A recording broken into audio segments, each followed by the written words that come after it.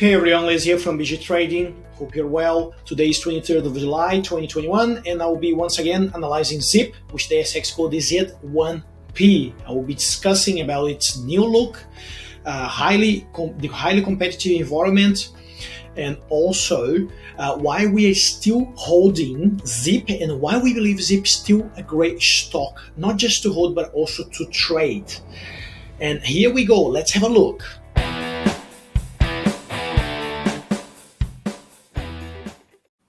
I just want to remind you, this is not a financial advice, it's just us from BG Trading, sharing with you how we apply BG Trading and BGS20 strategies to know when to buy and when to sell stocks, how we use these KPIs and its indicators to set up targets, to set up stop losses, to avoid FOMO, and much more. So if you like the way we trade, you like our videos, please subscribe our channel right now. And also I invite you guys to become a member of our free Facebook group, Buy Growth and Sell Strategy for Share Traders. A lot of great discussion about stocks. Also, you have access to our analysis and our YouTube videos in the first hand. So now back to ZIP website. Let's have a look what's happening now. They just came up with this new branding, which is going to be a global branding as far as I can see, and it's most likely what happened is, regardless if I like the new look or not, it's a little bit strange still at first stage. Probably there was extensive marketing research behind that, and they must know what they're doing. So regardless if I like this or not, this is a strategy that I'm pretty happy with, and then believe what they're going to be doing is they're going to be rolling out this new brand towards North America, South Africa, UK, and potentially as well Europe and Middle East through Twisto Payment and Spotty Holdings as well. So this is the most sensible thing to do on my view. Compared ZIP to Afterpay, for example, Afterpay is Afterpay everywhere, but ZIP has multiple brands. They want to actually consolidate everything into this new ZIP brand. And I think this was a very good move of the company.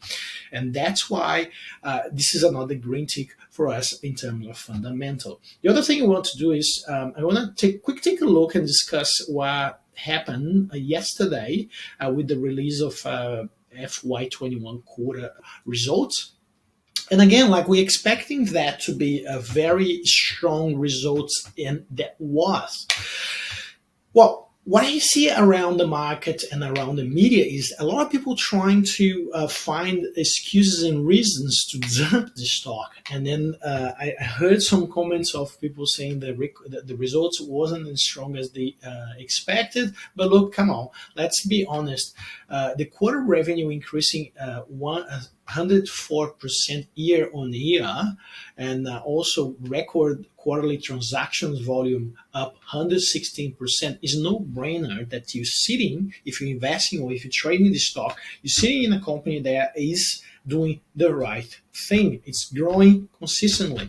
Obviously, you want to take a look of the gross profit is and underlying EBITDA, but at this stage we already have on hand some very interesting announcements and in line to what we expected, to be honest. And also, not to mention that they also came up with increase of warehouse funding from Goldman Sachs, their facility in US, which is now 300 million US dollars, okay, with the option to increase to 400 million US dollars. Okay, another thing is interesting this week, and we look at those increase of holdings.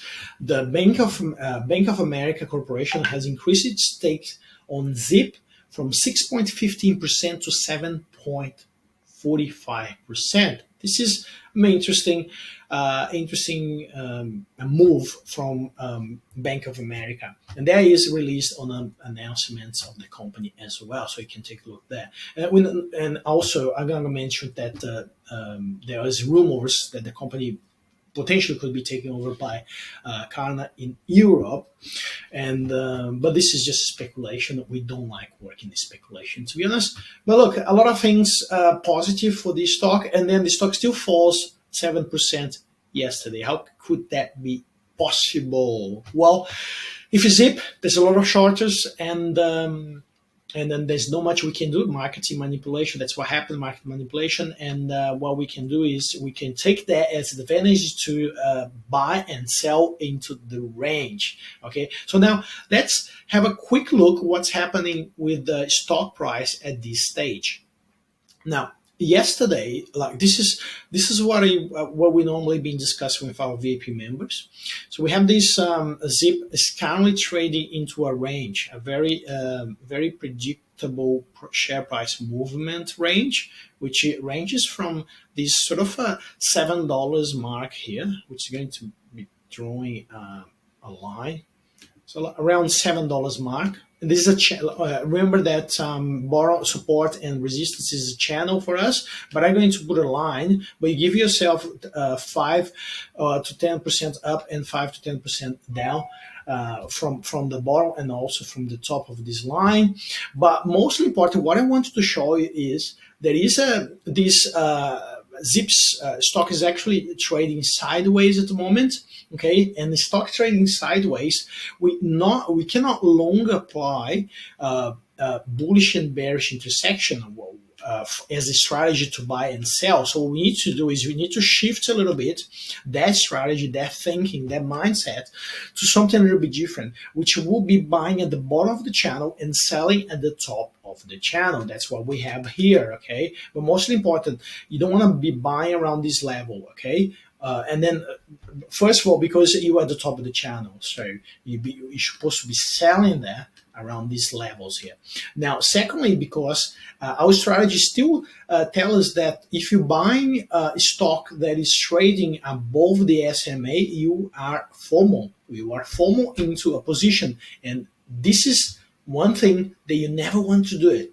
You don't want to FOMO into position. You want to buy stock when it is technically cheaper than the levels of the SMA, which is at the moment for $7.49. That's where the SMA is. So any buying under $4.47, according to our strategy, it is a good buying at this stage, and that because the fundamentals of the company back us up.